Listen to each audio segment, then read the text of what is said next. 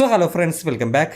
കഴിഞ്ഞ മത്സരം ഡ്യൂറൻ കപ്പിലെ ആദ്യത്തെ കേരള ബ്ലാസ്റ്റേഴ്സിന്റെ മത്സരത്തിന് ശേഷം നമുക്കൊരു ട്രയോ രൂപപ്പെട്ട് വന്നിട്ടുണ്ട്. Peprah, Luna, Noah Sadaoui. അവരുടെ പെർഫോമൻസ്, അവരുടെ കോൺട്രിബ്യൂഷൻ അത് നമുക്ക് വളരെയധികം പ്രതീക്ഷ നൽകുന്ന ഒരു കാര്യമാണ്.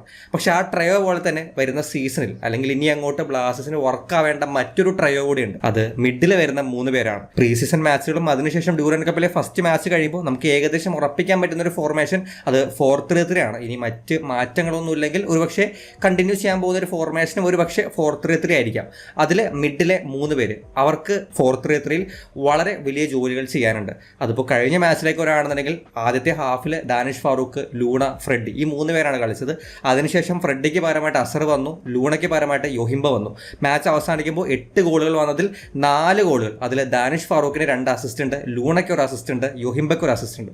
8ൽ 4 ഗോളും വന്നിട്ടുള്ളത് ഈ ഒരു സെൻട്രൽ മിഡ്ഫീൽഡേഴ്സ് അല്ലെങ്കിൽ ആ ഒരു മിഡിലെ പ്ലേയേഴ്സിന്റെ കോൺട്രിബ്യൂഷനിൽ നിന്നാണ്. നമുക്കറിയാം, ഒരു താരതമ്യേന ദുർബലമായുള്ള ഒരു ടീമിനെതിരെ അവിടെ വന്നിട്ടുള്ള പെർഫോമൻസ് ആണ്. അതുകൊണ്ട് തന്നെ നമുക്ക് അവിടുന്ന് സ്ട്രെങ്ത് ആയിട്ടുള്ള കാര്യങ്ങൾ മാത്രമാണ് കണ്ടുപിടിക്കാൻ സാധിച്ചിട്ടുള്ളത്, പ്രത്യേകിച്ചും ഒഫൻസിൽ വരുന്ന ആ ചാൻസസ് ക്രിയേഷൻസ് ഒക്കെ. പക്ഷെ കുറച്ചുകൂടി സ്ട്രോങ് ആയിട്ടുള്ള ടീമുകൾക്കെതിരെ വരുമ്പോൾ ഇതിന്റെ വീക്ക്നെസ്സുകൾ അല്ലെങ്കിൽ ഇതിന്റെ പ്രശ്നങ്ങൾ കൂടി നമുക്ക് കണ്ടെത്താൻ സാധിച്ചേക്കും. സോ എന്തായാലും ഈ ഒരു 3 പേര് മിഡിൽ വരുമ്പോൾ ഇവരുടെ ഏറ്റവും വലിയ പ്രത്യേകത എന്ന് പറയുന്നത് ഇവർക്ക് കിട്ടുന്ന ആ ഒരു ഫ്ലെക്സിബിലിറ്റി ആണ്. ഈ 3 പേർക്കും ഒരു സ്പെസിഫിക് റോൾ ഉണ്ടെങ്കിലും ഇവർക്ക് ഫ്ലെക്സിബിൾ ആയിട്ട് സ്വിച്ച് ചെയ്യാനുള്ള ഒരു എബിലിറ്റി 4-3-3 പ്രൊവൈഡ് ചെയ്യുന്നുണ്ട്. അതിപ്പോൾ കഴിഞ്ഞ മാച്ചിൽ ഒട്ടുമിക്ക സിറ്റുവേഷൻസിലും ഒരു വി ഷേപ്പ് എന്ന രീതിയിൽ ഫ്രെഡി ഒറ്റക്കും അതുപോലെ തന്നെ ദാനിഷ് ഫാറൂഖ് അതുപോലെ തന്നെ ലൂണ ഇവരെ പാരലി ഒരേ ലൈനിൽ വരുന്ന രീതിയിലാണ് ഒരു മെജോറിറ്റി ടൈമിലും അറ്റാക്കിംഗ് സമയത്ത് കാണുന്നത്. പക്ഷേ ഈ ദാനിഷ് ഫാറൂഖ് ഒന്ന് ഡിഫൻസിലേക്ക് ഇറങ്ങി വന്നു കഴിഞ്ഞാൽ അതൊരു ട്രയാങ്കിൾ രീതിയിൽ ദാനിഷ് ഫാറൂഖും അതുപോലെ തന്നെ ഫ്രെഡിയും ആ ഒരു പാരലി വരും, ലൂണയ്ക്ക് ആ ഒരു ഫ്രണ്ടിലെ ഒരു പൊസിഷൻ കിട്ടും.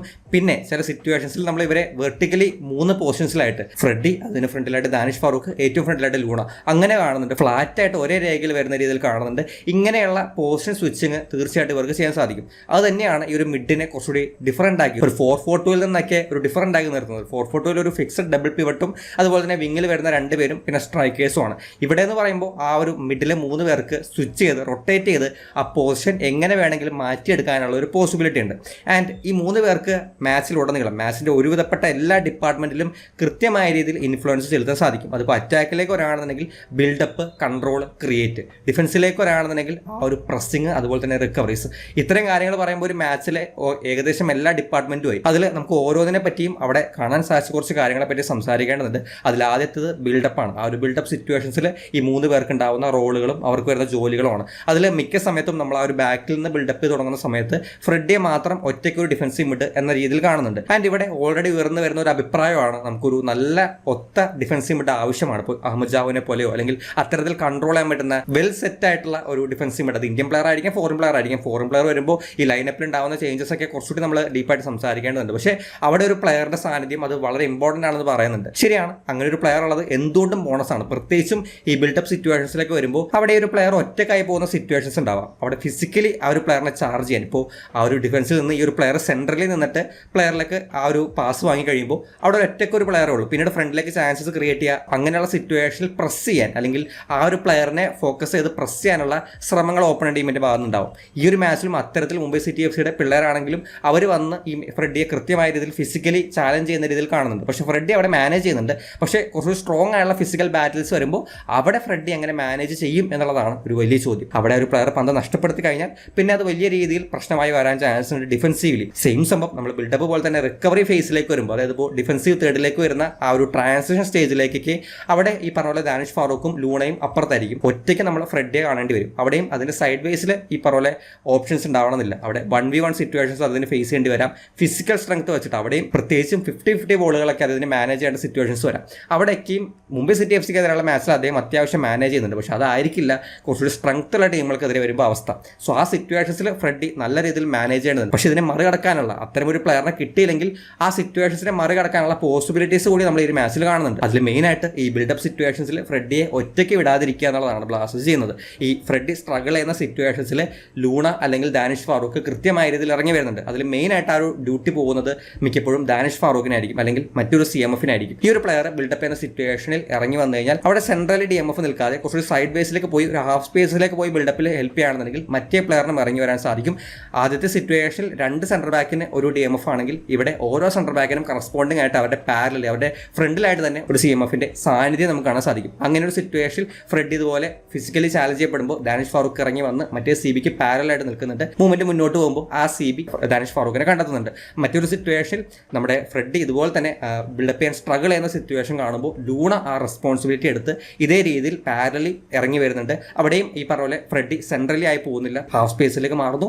ഇപ്പുറത്തെ സൈഡിൽ മറ്റേ സെൻട്രൽ ബാക്കിനെ കണ്ടുപിടിക്കാൻ പാകത്തിന് നമ്മുടെ ലൂണയും വരുന്നുണ്ട്. സോ ഇങ്ങനെ ആ ഒരു ബിൽഡപ്പ് സിറ്റുവേഷനിൽ ആ ഒരു DMF ഒറ്റക്കായി പോകാതെ ഏതെങ്കിലും ഒരു CMF ഇറങ്ങി വന്നു കഴിഞ്ഞാൽ ബിൽഡപ്പിൽ അവർ ആ ഒരു റെസ്പോൺസിബിലിറ്റി എടുത്തിട്ട് അവർക്ക് ഈ പറഞ്ഞ പോലെ പന്ത് മുന്നോട്ട് കൊണ്ടുപോകാനുള്ള ഒരു ഓപ്ഷൻ ബിൽഡപ്പിലുണ്ട്. ഇനി കൺട്രോളിന്റെ കാര്യത്തിലേക്ക് വരുമ്പോൾ ആൻഡ് ഇവിടെയും ഇവർക്ക് ഒറ്റയ്ക്ക് പന്ത് കൺട്രോൾ ചെയ്യേണ്ടതിന്റെ ഒരു അമിത ഭാരം വരുന്നില്ല എന്നുള്ളതാണ്. കാരണം 4-3-3യുടെ ഏറ്റവും വലിയൊരു അഡ്വാൻറ്റേജ് എന്ന് പറയുന്നത് അവിടെ ക്രിയേറ്റ് ചെയ്യപ്പെടുന്ന ട്രയാങ്കിൾസ് ആണ്. ഈ രണ്ട് പേര് രണ്ട് സൈഡിൽ ഹാഫ് സ്പേസിലേക്ക് വരുമ്പോൾ അവിടെ സെന്റർ ബാക്ക് ആയിട്ടും വിങ്ങേഴ്സ് ആയിട്ടും സെന്റർ ഫോർവേഡ് ആയിട്ടും അതുപോലെ തന്നെ ഫുൾ ബാക്ക് ആയിട്ടൊക്കെ ട്രയാങ്കിൾസ് രൂപപ്പെടുത്തിയെടുക്കാൻ സാധിക്കും. അങ്ങനെ വരുമ്പോൾ അവർക്ക് ആ ഒരു പാസ് വെച്ചിട്ട് കൺട്രോൾ ചെയ്യാനുള്ള നമ്മൾ ചില സിറ്റുവേഷൻസിൽ നോവസദോ വിങ്ങറിൽ നിന്ന് ഈ പറഞ്ഞ ദാനിഷ് ഫാറൂഖിലേക്കുള്ള പാസുകൾ കാണുന്നുണ്ട്, ഫുൾ ബാക്കിൽ നിന്ന് ലൂണ പാസ് വാങ്ങുന്നത് കാണുന്നുണ്ട്. അങ്ങനെയുള്ള ട്രയാങ്കിൾസ് കളിക്കാനുള്ള ഓപ്ഷൻസ്, ആ ഒരു പാസ് കൊണ്ട് മിഡ് കൺട്രോൾ ചെയ്യാനുള്ള ഒരു ഓപ്ഷൻസ് ന്യൂമറിക്കലി അത്രയും പ്ലേയേഴ്സ് സെൻട്രലിയും വിങ്ങിൽ നമുക്ക് 2 പ്ലേയേഴ്സ് അവൈലബിൾ ആണ്, സെൻട്രലി നമുക്ക് പ്ലേയേഴ്സ് അവൈലബിൾ ആണ്. അങ്ങനെ വരുമ്പോൾ ആ പറഞ്ഞൊരു ട്രയാങ്കിൾ രൂപപ്പെടുത്തിയിട്ട് കൺട്രോൾ പാസ് കൊണ്ട് കൺട്രോൾ മിഡിൽ കൊണ്ടുവരാൻ സാധിക്കും. ആൻഡ് അതുപോലെ തന്നെ കൺട്രോളിൽ ഏറ്റവും അധികം ഇമ്പോർട്ടൻസ് ഉള്ളത് ആ ഒരു ബോക്സ് ടു ബോക്സ് മിഡ്ഫീൽഡറാണ്. ഈ സിറ്റുവേഷനിൽ നമ്മുടെ ദാനിഷ് ഫാറൂഖാണ് വരുന്നത്. അദ്ദേഹത്തിന് ക്യാരി ചെയ്യാനുള്ള ഒരു ഓപ്ഷൻ ഉണ്ട്. അതുപോലെ തന്നെ 2 പ്ലേയേഴ്സ് ഉണ്ട്, ബാക്കിൽ നിൽക്കുന്ന DMF ആയിട്ടും ഫ്രണ്ടിൽ നിൽക്കുന്ന ആ ഒരു പ്ലേ മേക്കർ ആയിട്ടും ഒരു കണക്ഷൻ കൊണ്ടുവരാനുള്ള ഒരു പോസിബിലിറ്റി ഉണ്ട്. സോ ക്യാരി ചെയ്തുകൊണ്ട് പാസസ് കളിച്ചുകൊണ്ടും ഈ ബോക്സ് ടു ബോക്സ് മിഡ്ഫീൽഡറിന് ആ ഒരു പന്ത് കൺട്രോൾ ചെയ്യാനുള്ള ഒരു ഓപ്ഷൻ വരുന്നുണ്ട്. സോ ഇവിടെ ആ ഒരു പ്ലേ മേക്കർ റോൾ വഹിക്കുന്ന ആ ഒരു പ്ലെയറിലേക്ക് പാസ് എത്തിക്കാൻ നമ്മുടെ കൺട്രോളറിന് ബോക്സ് ടു ബോക്സ് മിഡ്ഫീൽഡറിന് സാധിച്ചു കഴിഞ്ഞാൽ അവിടെ ഈ പറഞ്ഞ പോലെ അറ്റാക്കും അതുപോലെ തന്നെ കൺട്രോളും സ്മൂത്ത് ആയിട്ട് നടക്കും. സോ ഇനിയാണ് ക്രിയേറ്റീവ് സൈഡ് വരുന്നത്. അവിടെ 3 പേർക്കും ഇൻഫ്ലുവൻസ് ചെയ്യാൻ സാധിക്കുമെങ്കിലും കൂടുതൽ അല്ലെങ്കിൽ മിനിമം അറ്റ്ലീസ്റ്റ് കുറഞ്ഞത് ഫ്രണ്ടിലെ 2 സെൻട്രൽ മിഡ്ഫീൽഡേഴ്സിൽ നിന്നെങ്കിലും ആ ഒരു ചാൻസസ് വരേണ്ടതാണ്. DMFിൽ നിന്ന് നമുക്ക് deep line play maker options ഉണ്ട്. ഇപ്പോൾ ജാഹു കളിക്കുന്നത് പോലെ ബാക്കിൽ നിന്ന് വരുന്ന ബോളുകളൊക്കെ DMFിനെ പ്രൊവൈഡ് ചെയ്യാൻ സാധിക്കും. പക്ഷേ ഈ 2 പേരെ നോക്കുകയാണെന്നുണ്ടെങ്കിൽ നമ്മൾ ഫോർമേഷൻ വെച്ച് നോക്കുമ്പോൾ ഫ്രണ്ടിലെ 3 പേര് വിങ്ങർ പ്ലസ് ആ ഒരു സെൻട്രൽ ഫോർവേഡ് അവർക്ക് തൊട്ട് പിന്നിലായിട്ട് ഒരു നല്ല പൊസിഷനിലാണ് ഈ 2 പേര് വരുന്നത്. സോ ഇവിടെ വെച്ച് തന്നെ നമുക്ക് നോക്കുകയാണെങ്കിൽ ഈ 2 പേർക്ക് ഫ്രണ്ടിൽ നിൽക്കുന്ന വിങ്ങറിനെ കണ്ടുപിടിക്കാൻ അല്ലെങ്കിൽ സെൻട്രൽ ഫോർവേഡിനെ കണ്ടെത്താൻ ത്രൂ ബോൾസിലൂടെയോ അല്ലെങ്കിൽ ഈ പറഞ്ഞ പോലെ ഫ്രണ്ടിലേക്ക് കൊടുക്കുന്ന പാസുകളിലൂടെ കണ്ടുപിടിക്കാനുള്ള നല്ലൊരു ഓപ്പർച്യൂണിറ്റി അല്ലെങ്കിൽ നല്ലൊരു പൊസിഷനിങ് ഇവർക്ക് കിട്ടുന്നുണ്ട്. സോ ജസ്റ്റ് ഇവർ ഈ പൊസിഷനിൽ നിന്നാൽ തന്നെ അവർക്ക് അവൈലബിൾ ആയിട്ടുള്ള ഒരുപാട് ഓപ്ഷൻസ് ഫ്രണ്ടിലുണ്ടാവും. ആ ഒരു മാച്ചിലെ 4 ഗോളും വന്നിട്ടുള്ളത് ഇതേ സെയിം പാറ്റേണിലാണ്. ഫസ്റ്റ് ഗോള് ലൂണ പെപ്രയ്ക്ക് അസിസ്റ്റ് കൊടുക്കുമ്പോൾ നേരത്തെ പറഞ്ഞ പോലെ ഡി ബോക്സിന് ഫ്രണ്ടിലായിട്ട് നമ്മുടെ one of the central midfielder വരുന്നുണ്ട്, സെൻട്രൽ ഫോർവേഡ് റൺ ചെയ്യുന്നുണ്ട്. വേറൊരു സിറ്റുവേഷനിൽ ദാനിഷ് ഫാറൂഖ് നമ്മുടെ പെപ്രയെ കണ്ടെത്തുമ്പോഴും സിമിലർ ആയിട്ട് ദാനിഷ് ഫാറൂഖും ലൂണയും നമുക്ക് പാരലലി ഫ്രണ്ടിലുള്ള 3 പേർക്ക് തൊട്ട് പിന്നിലായിട്ട് പോസ്റ്റിംഗ് കിട്ടുന്നത് പോലെയും ദാനിഷ് ഫാറൂഖ് ത്രൂ കൊണ്ട് സെൻട്രൽ ഫോർവേഡിനെ കണ്ടെത്തുന്ന രീതിയിലും കാണാം.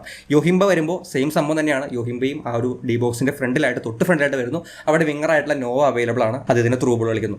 ലാസ്റ്റ് ബോളിലേക്ക് വരുമ്പോൾ ഇഷാൻ മണ്ഡലക്ക് ഈ പറഞ്ഞ പോലെ പാസ് കൊടുക്കുമ്പോഴും ദാനിഷ് ഫാറൂഖ് സെയിം സിറ്റുവേഷനിൽ നമുക്കൊരു ത്രൂയിലൂടെ ഒരു സെൻട്രൽ ഫോർവേഡിനെ കണ്ടെത്താൻ പറ്റുന്ന ഒരു പെർഫെക്റ്റ് ഓപ്പർച്യൂണിറ്റിയിലാണ് ദാനിഷ് ഫാറൂഖ് ഉള്ളത്. സോ ഈ ഗോളുകളുടെയൊക്കെ പാറ്റേൺ സെയിം ആണ്, അല്ലെങ്കിൽ ഈ ഗോളുകൾക്കൊക്കെ ഒരു കോമൺ സ്വഭാവമുണ്ട്. അത് ഈ ഡി ബോക്സിന് ഫ്രണ്ടിൽ വരുന്ന ആ ഒരു സെൻട്രൽ മിഡ്ഫീൽഡറും റൺ ചെയ്യുന്ന ആ ഒരു അറ്റാക്കിംഗ് പ്ലെയർ ഒന്നല്ലെങ്കിൽ വിങ്ങർ ആയിരിക്കാം അല്ലെങ്കിൽ സെൻട്രൽ ഫോർവേഡ് ആയിരിക്കും. സോ ഇത് തന്നെയാണ് ഏറ്റവും വലിയൊരു ഓപ്പർച്യൂണിറ്റി. പ്ലസ് ഇതിനൊപ്പം തന്നെ ആ ഒരു സെൻട്രൽ മിഡ്ഫീൽഡറിന് ഈ പറഞ്ഞ പോലെ സപ്പോർട്ട് കിട്ടുന്ന ഒരു സിറ്റുവേഷൻ കൂടി ഇവിടെ ഉണ്ട്. ഒരു പ്ലേ മേക്കർ റോൾ ഒരു സ്പെസിഫിക്കലി നമുക്ക് ലൂണയ്ക്ക് കൊടുക്കാമെങ്കിൽ പോലും ആൻഡ് അദ്ദേഹം ആ ഒരു പോർഷനിൽ ഒരു ഫ്രീ റോൾ എടുക്കുന്നുണ്ട്, എല്ലായിടത്തും എത്തുന്ന അത്തരം ഒരു ഫ്രീ റോൾ എടുക്കുന്നുണ്ട്. പക്ഷേ പല സിറ്റുവേഷനിലും നമുക്ക് ഈ ദാനിഷ് ഫാറൂഖ് ലൂണ അവരെ പാരലി കാണാൻ പറ്റുന്നുണ്ട്. സോ ഇവർക്ക് ഓരോ സൈഡിലേക്ക് ഫോക്കസ് ചെയ്യേണ്ട. ഇപ്പോൾ ലൂണ ഈ സൈഡിൽ റൈറ്റ് സൈഡിൽ എയിമിനെ കണ്ടെത്തുന്ന ആ ഒരു സൈഡിലേക്ക് പാസുകൾ കൊടുക്കുന്ന മൂവ്മെന്റ് കാണുമ്പോൾ ഇപ്പുറത്ത് ദാനിഷ് ഫാറൂഖ് നോവയെ കണ്ടെത്തുന്ന ആ സൈഡിൽ സെൻട്രൽ ഫോർവേഡ് വരുമ്പോൾ ആ ഒരു പ്ലെയറിനെ കണ്ടെത്തുന്ന മൂവ്മെന്റ്സ് നമ്മൾ ദാനിഷ് ഫാറൂഖിൽ നിന്നും കാണുന്നുണ്ട്. സോ ഈ ഒരു ബാലൻസ് 2 പേർക്കും ഓരോ സൈഡ് ഒരു ഹാഫ് സ്പേസസ് കൊടുത്തിട്ട് ആ സൈഡ് മാനേജ് ചെയ്യാനുള്ള ഒരു അറ്റാക്കിംഗ് ഓപ്ഷനും കിട്ടുന്നുണ്ട്. പ്ലസ് ഒരു സ്പെസിഫിക് പ്ലേ മേക്കറിനെ പ്ലേസ് ചെയ്യുമ്പോൾ ലൂണയെ പ്ലേസ് ചെയ്യുമ്പോൾ അദ്ദേഹത്തിന് ഫ്രീ റോൾ എടുക്കാനുള്ള ഒരു ഓപ്ഷനും ഈ ഒരു ക്രിയേറ്റീവ് സൈഡിൽ വരുന്നുണ്ട്. സോ അറ്റാക്കിംഗ് സൈഡിൽ ഈ 3 കാര്യങ്ങൾ ബിൽഡപ്പ്, ക്രിയേറ്റ്, കൺട്രോൾ, ഈ 3 സിറ്റുവേഷൻസിലും ഇവരുടെ ഇൻഫ്ലുവൻസിനെ പറ്റി പറഞ്ഞു.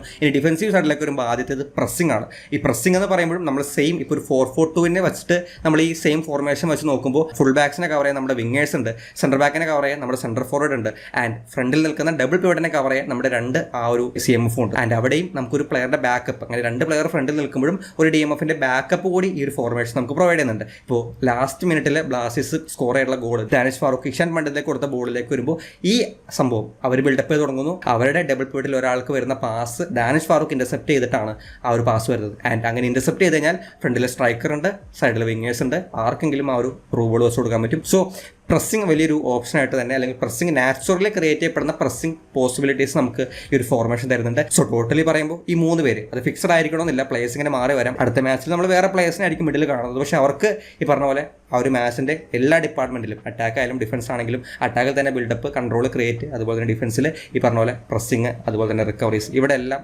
കൃത്യമായ രീതിയിൽ ജോലി ചെയ്യേണ്ടതിൻ്റെ ഒരു ആവശ്യമുണ്ട്. സോ നമ്മൾ അവിടുത്തെ പ്ലേയേഴ്സിൻ്റെ പെർഫോമൻസ്, അവരുടെ കൺട്രോള് ആൻഡ് അവരുടെ ആ ഒരു ഐഡിയാസ്, വിഷൻ, അതിനൊക്കെ ഈ ഒരു ഫോർമേഷൻ വളരെയധികം ഡിപ്പെൻഡ് ചെയ്യുന്നുണ്ട്.